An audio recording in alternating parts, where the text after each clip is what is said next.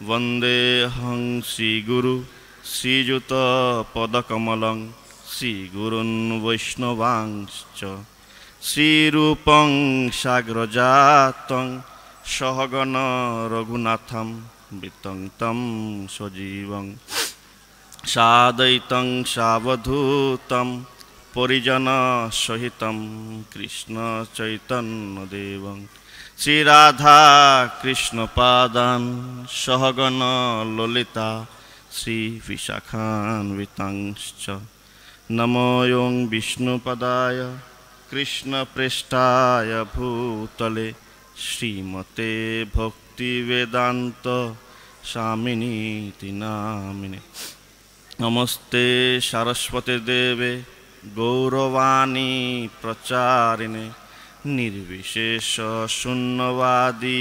पाश्चात्यदेशतारिणे वाञ्छाकल्पतरुभ्यश्च कृपा सिन्धुभ्येव च पतितानां पावनेभ्यो वैष्णवेभ्यो नमो नमो नमो महावदान्याय कृष्णप्रेमप्रदायते कृष्णाय कृष्णचैतन्य नाम्ने गौरतिसे नमः।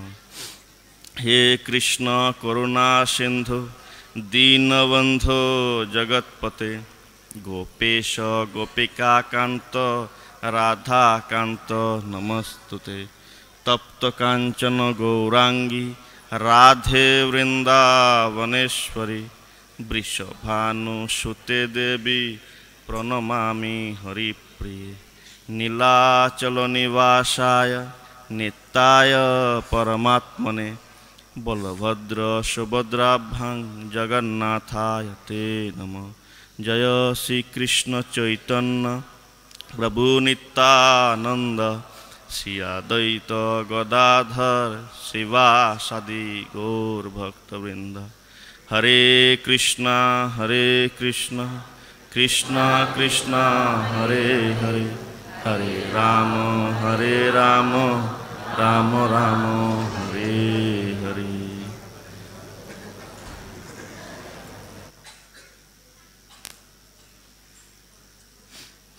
ओं नमो भगवते वासुदेवाय।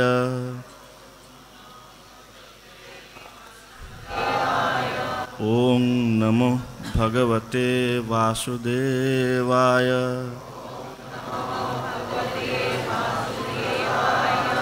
ओं नमो भगवते वासुदेवाय।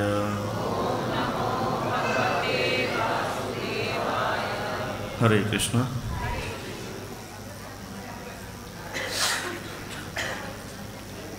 ধন্যবাদ। আপনারা সবাই এত ঠান্ডার মধ্যে বসে আছেন, তো আপনারা সবাই কিছুক্ষণ আগে নিত্য কীর্তনে যোগদান করেছেন তো? না, আওয়াজ পাওয়া যাচ্ছে না, ঠান্ডা হয়ে গেছেন না? কীর্তন করেছিলেন, নৃত্য করেছিলেন, খুব ভালো। এই মায়াপুর ধাম চৈতন্য মহাপ্রভু এখানে আবির্ভূত হয়েছেন, জানেন চৈতন্য মহাপ্রভুকে? চৈতন্য মহাপ্রভু এখানে আবির্ভূত হয়ে জগৎকে নিত্য কীর্তনের শিক্ষা দিয়েছেন। আর এটা হলো গিয়ে ইসকনের হেডকোয়ার্টার, স্পিরিচুয়াল হেডকোয়ার্টার। আন্তর্জাতিক কৃষ্ণ ভাবনামৃতের সঙ্গের এই মায়াপুর হলো গিয়ে হেডকোয়ার্টার, ইসকনের হেডকোয়ার্টার। তো আজকে আমরা ভগবদ্গীতা দ্বিতীয় অধ্যায়ের ৪৫ নম্বর শ্লোক আমরা পাঠপূর্বক শ্রবণ করব। ভগবান কৃষ্ণ কুরুক্ষেত্রে রণাঙ্গনে অর্জুনকে কিছু শিক্ষা দিয়েছিলেন। এমন একটা পরীক্ষার সময় এসেছিল অর্জুনের জন্য, পরীক্ষার আগে দাঁড়িয়ে ভগবান অর্জুনকে শিক্ষা দিয়েছেন, তারপরে অর্জুন পরীক্ষা দিয়েছেন। খুব ভগবান বলেছেন অর্জুনকে, অর্জুন এই যে এই অবস্থায় এমন একটা পরিস্থিতিতে তুমি যুদ্ধ করতে এসে গেছো, কিন্তু তুমি যুদ্ধের ফর্মুলা জানো না। অর্জুনের কিছু জ্ঞান ছিল অর্জুনের, তো অর্জুনের জ্ঞানটা সীমিত ছিল, জ্ঞান ছিল কিন্তু সেটা পরিস্ফুট ছিল না, মানে পুক্ত ছিল না। তো এই জন্য অর্জুন ভগবদ্গীতার প্রথম অধ্যায়ে ভগবানকে ক্লাস দিয়েছেন রণক্ষেত্রে, কুরুক্ষেত্রে দাঁড়িয়ে, আর ভগবান শুনেছেন। তো আমরা দেখব আজকে যে শ্লোকের আলোচনা আছে, অর্জুনের ভুল ছিল কোনো একটা জায়গায়, তো ভগবান সেই ভুলগুলোকে পরিষ্কার করে দিয়েছেন। এই জন্য অর্জুন এই ভগবদ্গীতার শেষে বলেছেন যে ভগবান কৃষ্ণ, এখন আমি ঠিকভাবে বুঝতে পারছি, এখন আমার কি করা উচিত আমি বুঝতে পারছি। তো ভগবান অর্জুনের মাধ্যমে আমাদেরকে শিক্ষাগুলো দিয়েছেন। তো অনেক সময় আমরা অনেক কিছু বুঝি না, অনেক ভুল পরিচয় থাকে, অনেক কিছু ভুল বুঝি, যার জন্য আমাদের অনেক অসুবিধা হয়। তো এই গীতার জ্ঞান যদি আমরা লাভ করি তাহলে আমাদের চোখটাও পরিষ্কার হবে। দেখব আজকে তাৎপর্যে প্রভুপাদ অনেক কিছু লিখেছেন, কৃষ্ণ অনুবাদে বলেছেন, শ্লোকে বলেছেন। তো আজকের এই শ্লোক প্রথমে আমি উচ্চারণ করব, শ্লোকটা সংস্কৃতে আছে, প্রথমে আমি উচ্চারণ করব, তারপরে পরে আপনারাও চেষ্টা করবেন।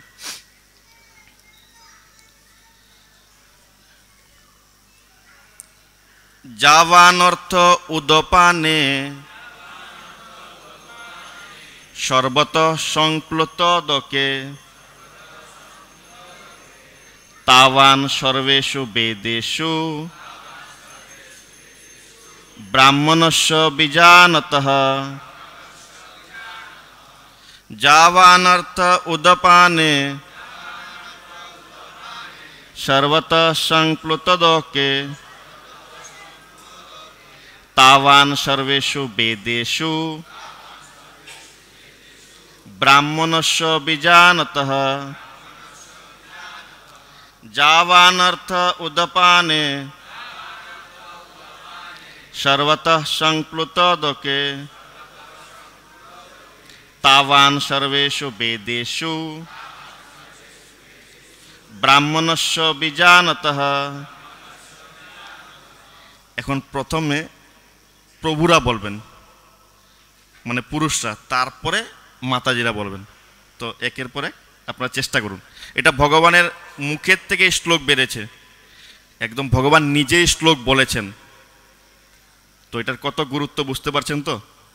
ভগবদ গীতা মানে ভগবান নিজে গান করেছেন। চেষ্টা করুন আপনারা।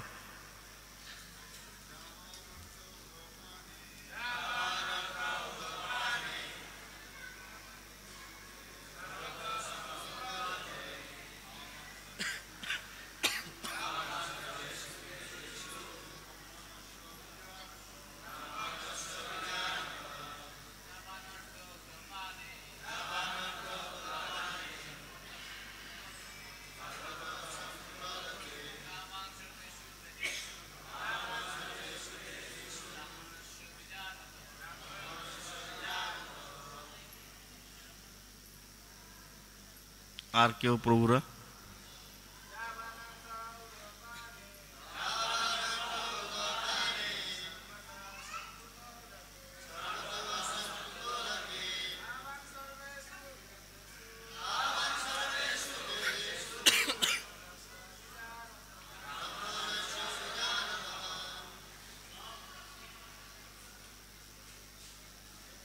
মাতাজিরা?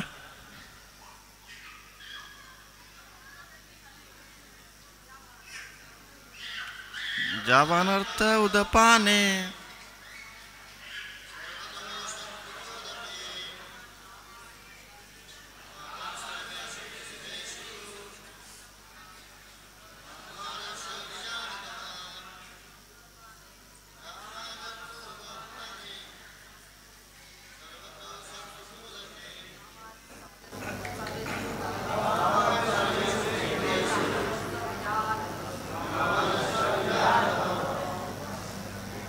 আর কেউ?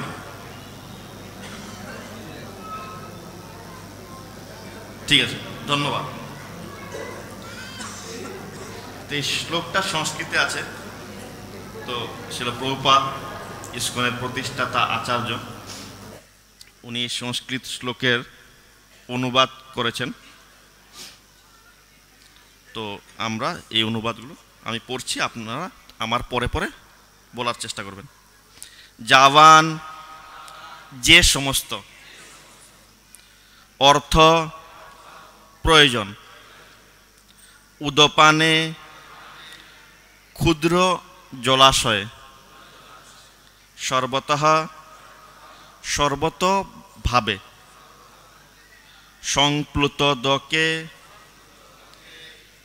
অতি বৃহৎ জলাশয়ে তাবান তেমনি সর্বেষু সমস্ত বেদেষু বৈদিক শাস্ত্রে ব্রাহ্মণস্য পরব্রহ্মের সম্বন্ধে, বলুন, পরব্রহ্ম সম্বন্ধে অভিজ্ঞ ব্যক্তির বিজানতঃ পূর্ণ জ্ঞানবান। গীতার গান। সেই প্রেমে ভাসমান সর্বলাভ পায়, কূপজল নদী জল যথা যথা হয়। এক কূপে হয় এক কার্যের সাধন, নদীর জলেতে হয় একত্রে ভাজন।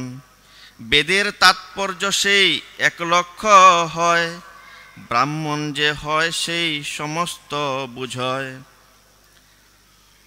অনুবাদ।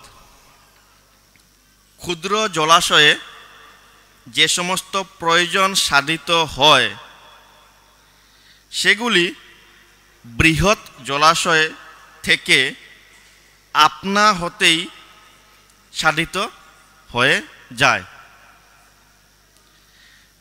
তেমনি ভগবানের উপাসনার মাধ্যমে যিনি পরব্রহ্মের জ্ঞান লাভ করে সব কিছুর উদ্দেশ্য উপলব্ধি করেছেন, তার কাছে সমস্ত বেদের উদ্দেশ্য সাধিত হয়েছে। তো আমার পরে পরে আপনারাও বলার চেষ্টা করুন। ক্ষুদ্র জলাশয়ে যে সমস্ত প্রয়োজন সাধিত হয় সেগুলি বৃহৎ জলাশয় থেকে আপনা হতেই সাধিত হয়ে যায়। তেমনি ভগবানের উপাসনার মাধ্যমে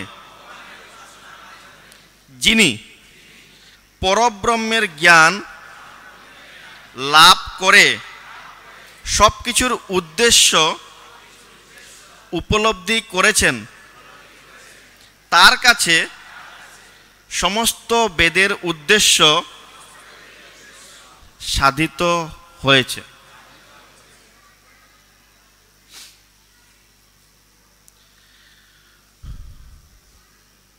এই শ্লোকটা দেখে আমরা বুঝতে পারবো না সংস্কৃতে আছে, কিন্তু প্রভুপাদ খুব সুন্দরভাবে তার অনুবাদ দিয়েছেন। আশা করি সবাই বুঝতে পেরেছেন। ক্ষুদ্র জলাশয় মানে ক্ষুদ্র একটা জলাশয়ে যা পাওয়া যায়, বৃহৎ জলাশয়ে তো তা পাওয়া যাবেই, কোনো সন্দেহ আছে? ক্ষুদ্র জলাশয়ে যা পাওয়া যায় বৃহৎ জলাশয়ে তা পাওয়া যাবেই।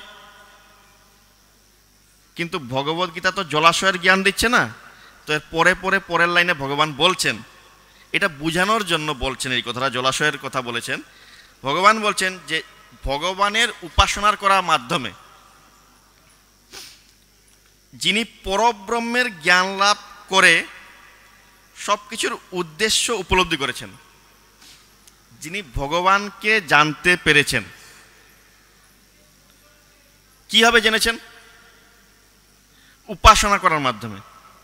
ভগবানকে উপাসনা করে যিনি পরব্রহ্ম মানে ভগবান, পরব্রহ্মের জ্ঞান লাভ করেছেন, করে সব কিছুর উদ্দেশ্য উপলব্ধি করেছেন, তার কাছে সমস্ত বেদের উদ্দেশ্য সাধিত হয়েছে। তো বেদের উদ্দেশ্য কি? বেদের উদ্দেশ্য কীভাবে সাধিত হবে? বলা হয়েছে যিনি পরব্রহ্মকে জানতে পেরেছেন, উপলব্ধি করতে পেরেছেন, কি হবে? উপাসনার মাধ্যমে তিনি প্রকৃত জ্ঞান লাভ করতে পেরেছেন। তার কাছে সমস্ত বেদের উদ্দেশ্য একদম পরিষ্কার হয়ে গেছে। তো বেদের উদ্দেশ্য কি? তাৎপর্য আছে।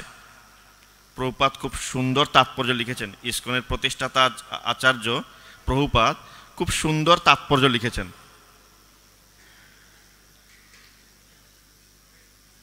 এই তাৎপর্যগুলো এতই সহজ যে এইগুলো যদি আমরা একটু পড়ি তাহলে খুব সহজে আমরা এই সনাতন ধর্মের যে দর্শন খুব সহজে লাভ করতে পারবো, আমাদের পরিচয় লাভ করতে পারবো। আজকে পৃথিবীতে ইসকনের সান্নিধ্যে এসে অনেক লোক ভক্ত হয়েছে, অনেক যবন ম্লেচ্ছরা বৈষ্ণব হয়ে গেছে। কারণ প্রভুপাদের এই প্রাঞ্জল সহজ সরল তাৎপর্য পড়ে। আপনারাও শ্রীধাম মায়াপুরে এসছেন, এই ভগবদ্গীতা আমাদের এই স্টল থেকে, এই দোকান থেকে নিয়ে যাবেন। চৈতন্য মহাপ্রভু বলেছেন যে আমরা যাকেই দেখি না কেন, যারে দেখো তারে কহ কৃষ্ণ উপদেশ। আমাদের সকাল থেকে রাত্র পর্যন্ত অনেক কাজ আছে, কিন্তু তার মধ্যেও ভগবান একটা বিশেষ দায়িত্ব আমাদেরকে দিয়েছেন। বিশেষ করে ভারত ভূমিতে জন্ম হইল যার, চৈতন্য বাবু বলেছেন বিশেষ করে যাদের ভারত ভূমিতে জন্ম হয়েছে তাদের এই কাজটা বিশেষভাবে করণীয়। যারে দেখবে তাকে এই কৃষ্ণ উপদেশ, কৃষ্ণ কি উপদেশ দিয়েছেন? এই ভগবদ গীতার উপদেশ দিয়েছেন। তো তাকে আমরা যাকেই দেখব তাকে এই কৃষ্ণ উপদেশ দেওয়া উচিত। আমাদের কি উচিত? এই ভগবদ গীতা নিচে অধ্যয়ন করা, আর অন্যরা যাতে এটা অধ্যয়ন করে তার জন্য তাদেরকে উৎসাহ দেওয়া, সাহায্য করা। কিন্তু তার ফলে কি লাভ হবে? তার ফলে অনেক কিছু লাভ হবে। এই জগতের যে জ্ঞান, সাধারণ জ্ঞান, সেটা আমাদের দেহ সম্বন্ধে জ্ঞান। অর্জুনেরও এই জ্ঞান ছিল দেহ সম্বন্ধে। অর্জুন যখন যুদ্ধ করতে গেছেন, ঘর থেকে একদম রেডি হয়ে গেছিলেন, যুদ্ধ করবো, একদম সব শেষ, কৌরব পক্ষ কেউ থাকবে না। কিন্তু যুদ্ধ করতে গিয়ে যখন সমস্ত আত্মীয় স্বজনদেরকে যখন দেখেছেন তখন উনি খুব দুঃখিত হয়ে গেছেন। এই ভগবদ্গীতাতেই বলা হয়েছে অর্জুনের শরীর কাঁপছিল, গান্ডীব খসে পড়ে যাচ্ছিল তার। কারণ কি? অর্জুনের একটা ভুল পরিচয় ছিল। অর্জুন ভাবছিলেন যে আমাদের এই দেহটাই সব কিছু, কিন্তু ভগবান ভগবদ্গীতার একদম প্রথমে একদম, আর এটা ভক্তির ভগবদ্গীতার একদম প্রাথমিক সিদ্ধান্ত, দর্শন, জ্ঞান, যে আমরা আসলে এই দেহ নই। তাহলে কি? আমরা হচ্ছি চিন্ময় আত্মা। দেখেছেন আপনারা, যদি কখনো কারো মৃত্যু হয়েছে, মৃত্যু হওয়ার পরে সেই দেহটা কিন্তু সামনেই পড়ে আছে, কিন্তু কিছু একটা যেন চলে গেছে সেখান থেকে। তাহলে মানে কি? আমি যদি দেহ হতাম তাহলে তো আমি পড়েই আছি। তখন যারা আত্মীয়স্বজন আছে কান্না করছে, চলে গেল। কে চলে গেল? দেহটা তো পড়েই আছে। তাহলে কেন বলছে চলে গেল? মানে এই দেহর বাইরেও আরো কিছু আছে। তো ভগবান অর্জুনকে প্রথম শিক্ষাই দিয়েছেন যে আমরা এই দেহ নই। দেহিনস্মিন যথা দেহে কৌমারং যৌবনং জরা। দেহ তার রূপ পরিবর্তন করে, কুমার, যৌবন, জরা, বার্ধক্য, এরকম এক সময় আমাদের দেহের মধ্যে যে আত্মা আছে সেটা এক দেহ থেকে আরেক দেহে দেহান্তরিত হয়। ভগবান এই দেহ আর আত্মা সম্বন্ধে ভগবদ্গীতার 2য় অধ্যায়ে খুব ভালো করে অর্জুনকে ক্লাস দিয়েছেন। যুদ্ধক্ষেত্রে কোন জায়গায় জানেন আপনার? কোথায় যুদ্ধ হচ্ছিল? কোথায় যুদ্ধ হচ্ছিল? কোন ক্ষেত্র? কুরুক্ষেত্র। কুরুক্ষেত্রে, কুরুক্ষেত্রে যুদ্ধ হচ্ছিল। তো এই কুরুক্ষেত্রে ভগবান কৃষ্ণ অর্জুনকে এই ভগবদ্গীতার জ্ঞান দিয়েছেন। তো আজকের এই শ্লোকে ভগবান বলছেন যে ভগবানকে জানার ফলে আমরা বেদের যে প্রকৃত উদ্দেশ্য সেটাকে উপলব্ধি করতে পারব। এই জগতে সবাই আনন্দে থাকতে চায়, ফুর্তি করতে চায়, সুখে থাকতে চায়।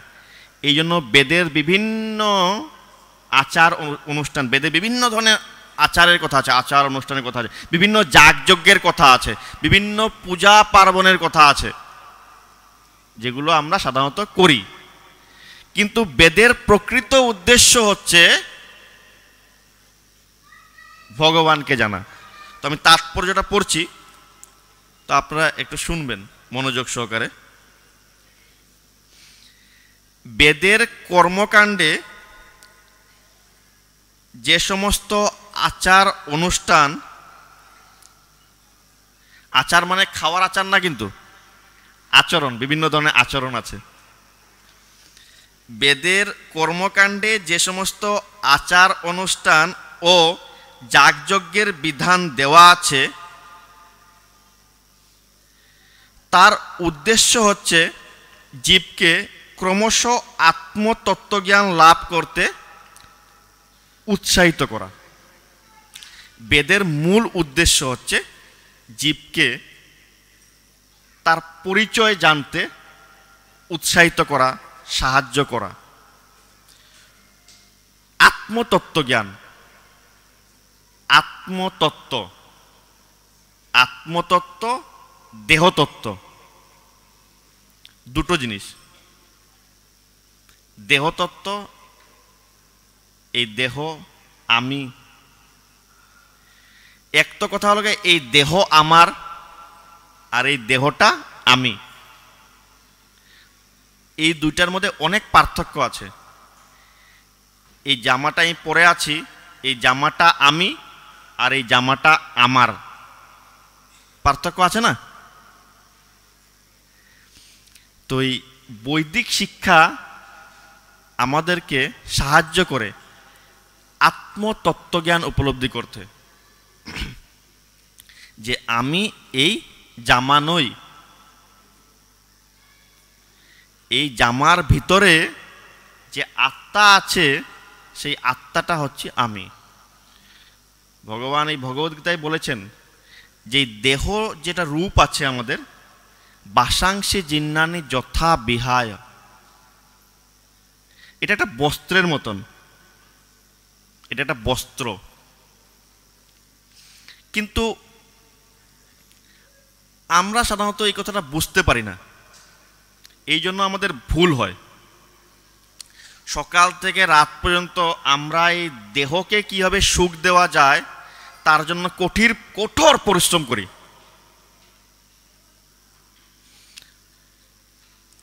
সাধারণত একটা ভুল পরিচয়ের জন্য। একবার একটা ঘটনা, সত্যি ঘটনা, আমাদের মন্দিরেরই একটা ঘটনা। কি হয়েছে, একজন মাতাজি আসতেন মন্দিরে, তো আস্তে আস্তে উনি ধীরে ধীরে ভক্ত হয়ে গেছেন, ভগবানের নাম জপ করেন, প্রতি সপ্তাহে কয়েকদিন আসেন মন্দিরে, গীতা ক্লাসে, ভাগবতম ক্লাসে যোগদান করেন, গীতা ভাগবত শ্রবণ করেন। এইভাবে করতে করতে তিনি ভক্ত হয়ে গেছেন।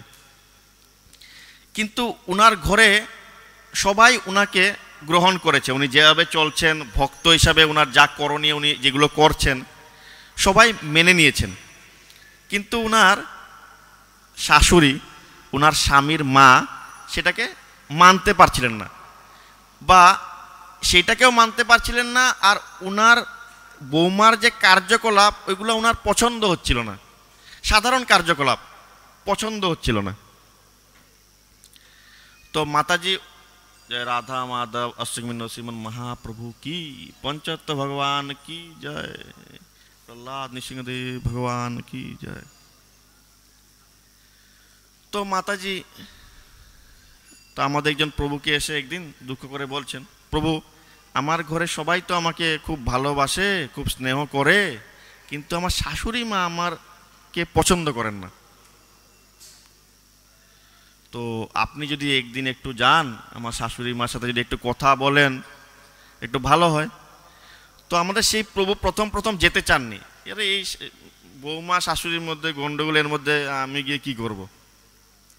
তো অনেক বলতে বলতে মাতাজি অনেক দিন বলেছেন, রিকোয়েস্ট করেছেন। তো প্রভু একদিন গেছেন, গিয়ে সেই মাতাজির শাশুড়ির সাথে কথা বলেছেন। তো কথা বলে অল্প কিছুক্ষণ কথা বলে উনি বুঝতে পারলেন যে আসলে শাশুড়ি মা ওনার বৌমাকে নিজের মেয়ে বলে মনে করছেন, আর চাইছেন নিজের মেয়ে যেভাবে কাজকর্ম করে ছেলের বউ সেইভাবে কাজকর্ম করুক। ওনার একটা ভুল ধারণা ছিল যে এটা আমার ছেলের বউ না, এটা আমার মেয়ে। তো আমার এটা এই কথাটা বলার উদ্দেশ্য হলো গিয়ে পরিচয়ের ভুল ছিল, পরিচয়ের ভুল। তিনি ভাবছিলেন বৌমাকে ভাবছিলেন মেয়ে বলে, এই জন্য দুজনের মধ্যে আন্ডারস্ট্যান্ডিং ঠিক হচ্ছিল না। তো এটা ভুল পরিচয়ের ফলে হয়। ভুল পরিচয়ের ফলে আমাদের অনেক অশান্তি হয়। আমরা যদি মনে করি আমরা এই দেহ, শাস্ত্রে বলা হয়েছে, তাহলে আমরা এই কোনো কোনো সময় এরকম হয়, এই দেহ লালন পালন করার জন্য ঋষভদেব বলেছেন যৎ ইন্দ্রিয় প্রীতয় আপ্রিণতি, এই দেহকে সুখ দেওয়ার জন্য মানুষ প্রমত্ত হয়ে যায়, প্রমত্ত পাগল হয়ে যায়, তখন অনেক পাপ কর্ম করে, আর এই পাপ কর্ম করার জন্য তাকে দুঃখ পেতে হয়। কারণ কি? ভুল পরিচয়। যদি আমরা মনে করি যে আমরা এই দেহ, তাহলে এই দেহ নিয়ে সারাদিন পড়ে থাকব, আর এই দেহের জন্য যা করতে হয়, কাউকে মার্ডার করতে হয়, কাউকে কষ্ট দিতে হয়, যা করে হোক আমার দেহকে সুখ দিতে হবে, এরকম যদি আমরা করি, এটা হচ্ছে বর্তমান সমাজে এরকম হচ্ছে। আজকে এই সমাজের এত কষ্ট দুঃখের কারণ গিয়ে একমাত্র একটাই কারণ, এই ভগবদ গীতার প্রথম উপদেশ, আমরা এই দেহ নই, আমরা চিন্ময় আত্মা, এটা আমরা প্রকৃতভাবে উপলব্ধি করতে পারছি না। এই জন্য খুব প্রয়োজন আমাদেরকে প্রতিটা ব্যক্তিকে ভগবদ গীতা পড়া, নিজের সন্তানদেরকে ভগবদ গীতার শিক্ষা দেওয়া, আর পাড়া প্রতিবেশীদেরকে এই ভগবদ গীতার শিক্ষা দেওয়া, ভগবদ গীতা দান করা। আপনারা অনেকেই অনেক সময় অনেক অনুষ্ঠানে যান, কেউ নিমন্ত্রণ করে কিছু গিফট নিয়ে যান, তো আপনারা পারেন এই ভগবদ গীতা নিয়ে গিফট করতে পারেন। যদি আপনি যে কোনো অন্য গিফট যদি দেন, অন্য কোনো উপহার দেন, সেটা একদিন শেষ হয়ে যাবে, একদিন থাকবে না, কোনো একটা সময় আসবে এটা থাকবে না। কিন্তু একটা ভগবদ গীতা যদি আপনি কাউকে যদি উপহার দেন, সেটা তার অনেক কল্যাণ করবে, সেই শিক্ষা তাকে অনেক কল্যাণ করবে তার জীবনে। এরকম ঘটনা আছে, আমাদের একজন ভক্ত একবার আমাকে বলছিলেন, একবার ওনার বাবা অনেক দিন আগে একটা ইস্কনেতে একটা বই নিয়ে গেছিলেন, তো ভক্তরা দিয়েছিল, বই নিয়ে গেছেন, নিয়ে গিয়ে উনি ওই বইটাকে পড়েননি। তো একটা জায়গা ছিল যেখানে অনেক যেগুলো কাজে লাগে না জিনিসপত্র আছে, সেগুলো রাখা হয়, স্টোর রুম বলে, তো ওইখানে রেখে দিয়েছেন। তো ছেলে একদিন কিছু খুঁজতে খুঁজতে ওটাকে হাতের মধ্যে পেয়ে গেছে, আর কোনো কারণে সেই বইটা খুলে অল্প পড়েছে, খুব ভালো লেগেছে, কয়েকদিন পড়েছে, খুব ভালো লেগেছে, ভক্ত হয়ে গেছে, ভগবানের ভক্ত হয়ে গেছে। তো এই যে গ্রন্থগুলি এত মূল্যবান যে যে কোনো ব্যক্তি যতই পূর্বে পাপ আচরণ করুক না কেন, ভগবান ভগবদ্গীতাও বলেছেন এই জ্ঞানরূপ তরুণীতে আরোহণ করে আমরা যত পাপ করেছি সেগুলোকে পার করে যেতে পারবো। ভগবান ভগবদ্গীতা একদম শেষে বলেছেন, অর্জুন তুমি যদি আমার কাছে আত্মসমর্পণ করো, আমি যা বলছি সেগুলোকে পালন করো, তাহলে তুমি আগে যা পাপ করেছো সেগুলো দায়িত্ব আমার, তোমাকে আমি তোমার পাপ থেকে মুক্ত করে দিব। সর্বধর্মান পরিত্যাজ্য মামেকম শরণং ব্রজ অহং তাম সর্ব পাপেভ্য মোক্ষয়স্যামি মা শুচ, তোমাকে আমি মুক্ত করে দিব সমস্ত পাপ থেকে। এই জগতে আমরা যদি কোনো পাপ করি তার থেকে মুক্ত একমাত্র করতে পারেন ভগবান। তো এখানে বলা হচ্ছে ভগবদ্গীতার ৫ম অধ্যায়ের ৫ম শ্লোকে স্পষ্টভাবেই বলা হয়েছে বেদ অধ্যয়ন করার একমাত্র উদ্দেশ্য হচ্ছে সর্বকারণের কারণ ভগবান শ্রীকৃষ্ণকে জানা। বেদ যদি আমরা অধ্যয়ন করি আর ভগবান কৃষ্ণকে যদি জানতে না পারি, তাহলে শ্রম এবহি কেবলম, খালি শ্রম হবে, খালি আমরা শ্রমই করব, টাইম ওয়েস্ট করব, সময় অতিবাহিত করব, আর কিছু হবে না। এভাবে আমরা দেখতে পাই আত্মতত্ত্বজ্ঞান লাভ করার অর্থ হচ্ছে ভগবানের সঙ্গে আমাদের নিত্য সম্পর্ক উপলব্ধি করা। ভগবানের সাথে আমাদের একটা সম্বন্ধ আছে। কি সম্বন্ধ? জীবের স্বরূপ হয় কৃষ্ণের নিত্য দাস। ভগবান কৃষ্ণের সাথে আমাদের সম্পর্ক হলো, কৃষ্ণ হচ্ছেন প্রভু আর আমরা হচ্ছি তার দাস। এটা একটা পরিচয়, আমরা হচ্ছি দাস। আজকের দিনে সাধারণত এই দাস হতে চায়, চাকরি করতে চায় সবাই, কিন্তু এই দাসত্ব জিনিসটা উপলব্ধি করা খুব কঠিন। তাও আমরা দাসত্ব উপলব্ধি করি, দাসত্ব গ্রহণ করি। ঘরে স্বামী স্ত্রী স্বামীর দাসত্ব গ্রহণ করে, স্বামী স্ত্রীর দাসত্ব গ্রহণ করে, ছেলে মেয়ের দাসত্ব গ্রহণ করে। কীভাবে? বিভিন্ন অর্ডার সাপ্লাই করা, বিভিন্ন স্বামী কিছু অর্ডার দেন, স্ত্রী সেগুলো করেন, স্ত্রী কিছু অর্ডার দেন, স্বামী সেগুলো করেন। এগুলো করতে হবে এগুলো। কিন্তু ভগবানের কিছু অর্ডার আছে, সেই অর্ডারগুলোকে আমাদের পালন করতে হবে। যদি আমরা পালন করি তাহলে আমরা সুখী হব, আর যদি পালন না করি তাহলে দুঃখ পাব। দুঃখ পাওয়ার একমাত্র কারণ হচ্ছে আমরা ভগবানের দাসত্ব গ্রহণ করছি না। ভগবান যা বলছেন, যেভাবে বলছেন, আমরা ওটাকে মানছি না। ভগবদ্গীতায় ভগবান অনেক কিছু বলেছেন, তো যদি আমরা সেগুলোকে যদি পালন করি তাহলে আমরা আনন্দে থাকতে পারবো। বা এইভাবে বলা যায়, যদি আমরা আনন্দে থাকতে চাই তাহলে ভগবদ্গীতার উপদেশ পালন করতে হবে আমাদের জীবনে। কিন্তু সেই উপদেশগুলোকে সবাই বুঝতে পারে না। ভগবান ভগবদ্গীতাতেই বলেছেন, অবজানন্তি মাংরা, মূর্খরা এই উপদেশ বুঝতে পারে না। বা এরকম বলা যায়, যারা ভগবানের এই উপদেশ মানতে চায় না বা বুঝতে চায় না, তারা এক কথায় মূর্খ।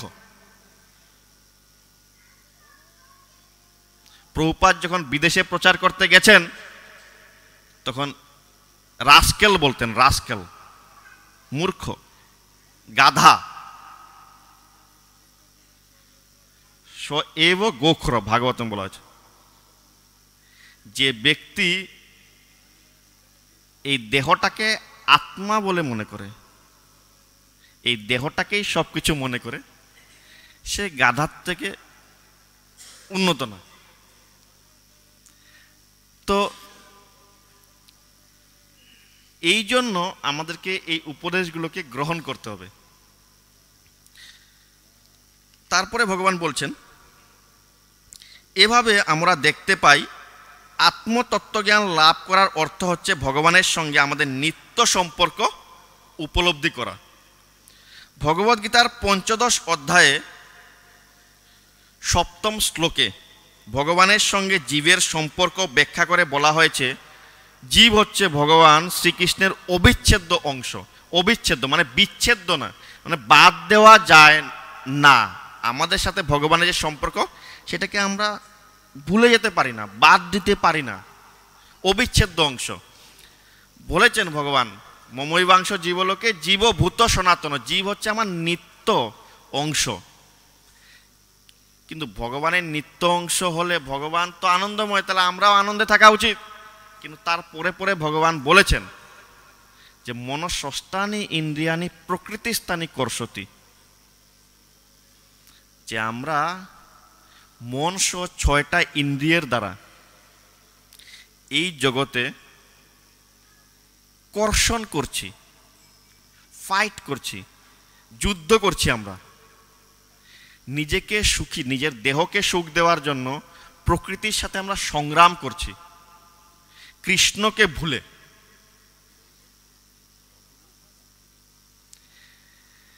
দুঃখ পাওয়ার একমাত্র কারণ হলো কৃষ্ণকে ভুলে যাওয়া।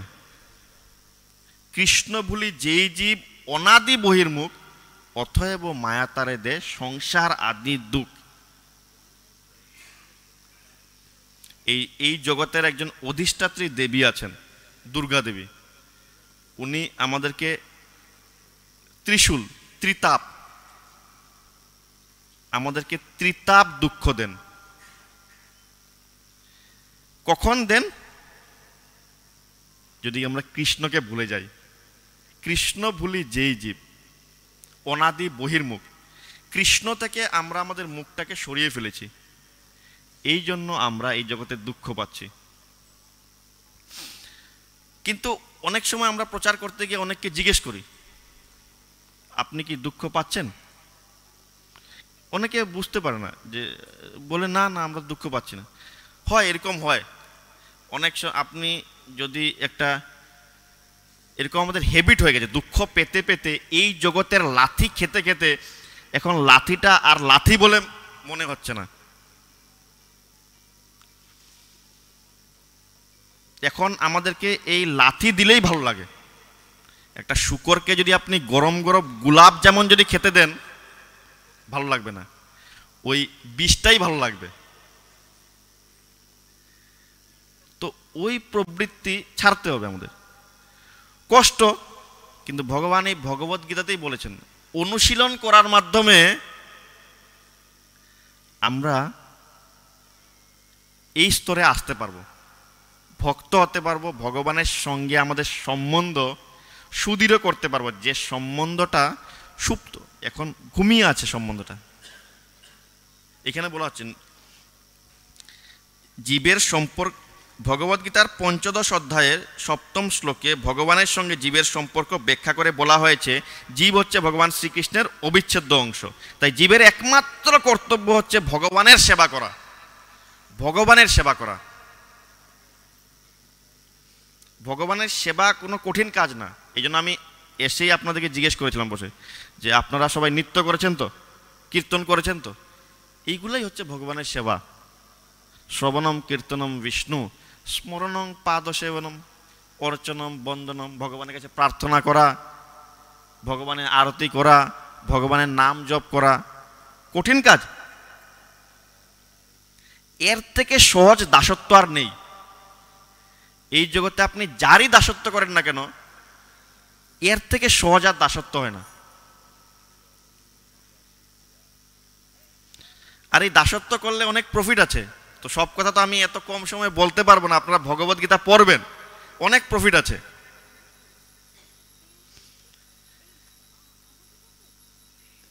জীবের একমাত্র কর্তব্য হচ্ছে ভগবানের সেবা করা, তার অন্তরের শাশ্বত কৃষ্ণ ভাবনা জাগিয়ে তোলা। এইভাবে যদি আমরা ভগবানের সেবা করি তাহলে আমরা অন্তরে কৃষ্ণের প্রতি যে ভালোবাসা এটাকে জাগিয়ে তুলতে পারবো। এটি হচ্ছে বৈদিক জ্ঞানের চরম সত্য, এটা একদম চরম পরম সত্য।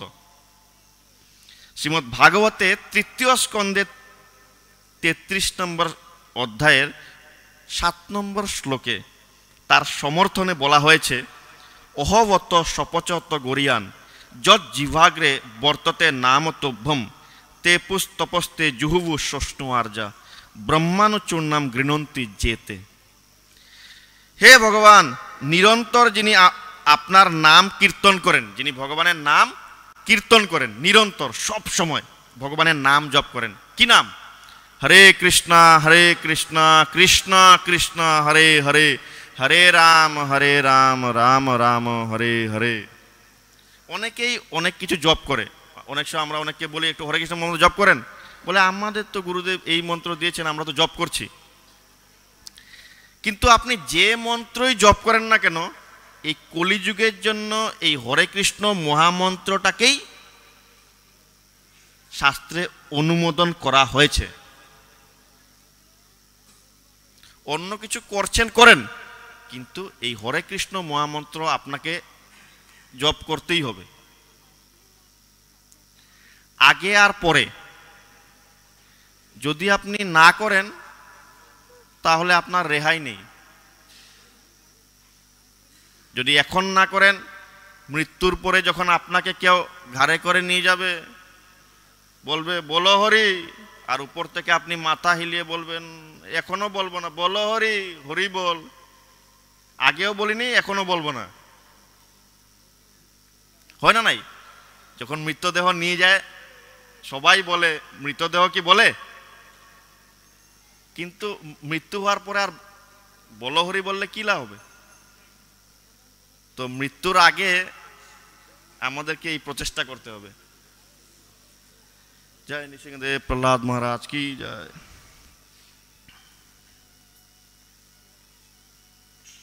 নিরন্তর যিনি আপনার নাম কীর্তন করেন, তিনি যদি চণ্ডালের মতো নিচ কুলেও জন্মগ্রহণ করেন, তবুও তিনি অধ্যাত্ম মার্গের অতি উচ্চ স্তরে অধিষ্ঠিত।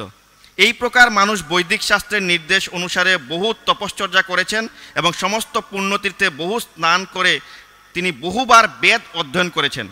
এমন মানুষকে আর্যকুলের শ্রেষ্ঠ বলেই বিবেচনা করা হয়। সুতরাং বেদ থেকে আমরা বুঝতে পারি যাগযজ্ঞ ও আচার অনুষ্ঠান করে স্বর্গলোকে উন্নততর ইন্দ্রিয় সুখ ভোগ করার শিক্ষা বৈদিক শাস্ত্র আমাদের দিচ্ছে না। তাহলে কি শিক্ষা দিচ্ছে? বৈদিক শাস্ত্রের প্রকৃত শিক্ষা হচ্ছে ভগবত ভক্তি লাভ করা। বৈদিক শাস্ত্র নির্দেশিত বিভিন্ন যাগযজ্ঞের অনুষ্ঠান করা, সমস্ত বেদ, বেদান্ত ও উপনিষদ পুঙ্খানুপুঙ্খভাবে অনুশীলন করা এই যুগের মানুষের পক্ষে সম্ভব নয়। এই সমস্ত করার জন্য যে শক্তি, জয় রাধা মাধব অষ্টগুণ শ্রীমান মহাপ্রভু কি, পঞ্চতত্ত্ব ভগবান কি জয়, এই যুগের মানুষের পক্ষে সম্ভব নয়। এই সমস্ত করার জন্য যে শক্তি, জ্ঞান, ঐশ্বর্য ও নিষ্ঠার প্রয়োজন তা এই যুগের মানুষের নেই। তাই শ্রী চৈতন্য মহাপ্রভু এই কলিযুগের অধপতিত মানুষদের উদ্ধার করার জন্য ভগবানের দিব্য নামের সংকীর্তন করার পথ প্রদর্শন করে গেছেন। চৈতন্য মহাপ্রভু শিক্ষা দিয়ে গেছেন, আমাদেরকে বলেছেন এই হরে কৃষ্ণ মহামন্ত্র জপ করার জন্য। মহাপণ্ডিত প্রকাশানন্দ সরস্বতী যখন শ্রী চৈতন্য মহাপ্রভুকে জিজ্ঞাসা করেন, যদিও তাকে সাক্ষাৎ নারায়ণ বলে মনে হয়, তবু বেদান্ত দর্শন পাঠ না করে তিনি কেন ভাবুকের মতো ভগবানের নাম কীর্তন করছেন? এর উত্তরে শ্রী চৈতন্য মহাপ্রভু বলেন, তার গুরুদেব বুঝতে পারেন যে তিনি অত্যন্ত মূর্খ, তাই তিনি তাকে শাসন করে উপদেশ দিলেন যে বেদান্ত শাস্ত্র অধ্যয়নে তার অধিকার নেই। এই বলে তিনি তাকে কৃষ্ণ মন্ত্র জপ করার নির্দেশ দিলেন। এই নাম জপ করতে করতে তিনি ভগবত ভক্তির ভাবে উন্মাদ হয়ে উঠলেন। এই কলিযুগে অধিকাংশ মানুষই মূর্খ, বেদান্ত দর্শন বোঝার মতো ক্ষমতা তাদের নেই। তাই ভগবান বেদান্ত দর্শনের সারমর্ম ভগবত ভক্তির বার্তা বহন করে এনে এই ভক্তি লাভ করার পথ প্রদর্শন করে গেলেন। নিষ্কলুষ চিত্তে নিরপরাধে ভগবানের নাম জপ করার মাধ্যমে জড় বন্ধন থেকে মুক্ত হবার আশীর্বাদ দিয়ে গেলেন। বৈদিক জ্ঞানের শেষ কথা হচ্ছে বেদান্ত। ভগবান শ্রীকৃষ্ণ এই বেদান্ত দর্শনের প্রবক্তা। যে মহাত্মা নিরন্তর ভগবান শ্রীকৃষ্ণের নাম কীর্তন করে অসীম আনন্দ উপভোগ করেন, তিনি হচ্ছেন প্রকৃত বেদান্ত তত্ত্ববেত্তা। যিনি ভগবানের নাম জপ করেন তিনি আসলে প্রকৃত তত্ত্ববেত্তা। বেদান্ত দর্শনের প্রকৃত তত্ত্ববেত্তা হচ্ছে যিনি ভগবানের নিরন্তর নাম জপ করেন, কারণ সেটি হচ্ছে বৈদিক অতীন্দ্রিয় তত্ত্বের চরম উদ্দেশ্য। এটাই হচ্ছে বেদের প্রকৃত উদ্দেশ্য। বেদের প্রকৃত উদ্দেশ্য হচ্ছে ভগবানকে জানা, ভগবানকে ভালোবাসা। ভক্তি মানেই হচ্ছে ভগবানকে ভালোবাসা। আর এইভাবে যদি আমরা ভগবানকে যদি ভালোবাসি তাহলে আমরাও ভালো থাকতে পারবো। ভগবানকে ভালোবাসার খুব কঠিন কাজ না, খুব সহজ উপায়। চৈতন্য মহাপ্রভু এখানে তাৎপর্য আমরা পড়লাম, চৈতন্য মহাপ্রভু খুব সহজ সরল পন্থা আমাদেরকে দিয়ে গেছেন। শুধু হরে কৃষ্ণ মহামন্ত্র জপ করতে হবে। এইভাবে যদি আমরা ভগবানের নাম জপ করি তাহলে আমাদের হৃদয়ে যত কলুষতা আছে এগুলোর থেকে আমরা মুক্ত হতে পারবো। ধীরে ধীরে আমরা পরম আনন্দ আস্বাদন করতে পারবো। হরে কৃষ্ণ কৃষ্ণ কৃষ্ণ হরে হরে, হরে রাম রাম রাম হরে হরে। তো আমি এখানে আমার বক্তব্য রাখলাম। আপনাদের কিছু প্রশ্ন থাকলে 1-2 মিনিট আছে, আপনারা করতে পারেন।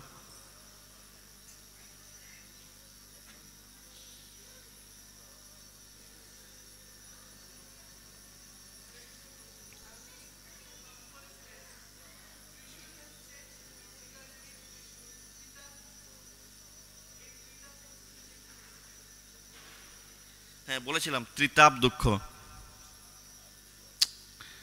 বলার তো ইচ্ছে, কিন্তু আপনারা, আমার ইচ্ছা মানে আপনারা এই ভগবদ্গীতা একটা বই নিয়ে যান। বই নিয়ে গেলে খুব সুন্দরভাবে এই ত্রিতাপ দুঃখ বুঝতে পারবেন। আমি একটু বলে দিচ্ছি। ত্রিতাপ দুঃখ এক তো হলো আমাদের মন এবং দেহ থেকে আমরা বিভিন্ন দুঃখ পাই, বিভিন্ন প্রাকৃতিক দুর্যোগ থেকে আমরা দুঃখ পাই, বিভিন্ন পশু পাখি, বিভিন্ন মশার কামড়, বিভিন্ন ব্যক্তিদের কাছ থেকে বিভিন্ন দুঃখ পাই। এই 3 ধরনের দুঃখ, আদি দৈবিক, আদি ভৌতিক, আদি আত্মিক, এই ত্রিতাপ ক্লেশ বলে। আরো ভালোভাবে আপনারা বুঝতে পারবেন যদি এই গ্রন্থগুলোকে যদি পড়েন।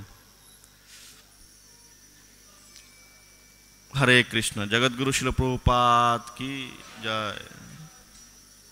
ভগবদ্গীতা যথাযথ কি জয়।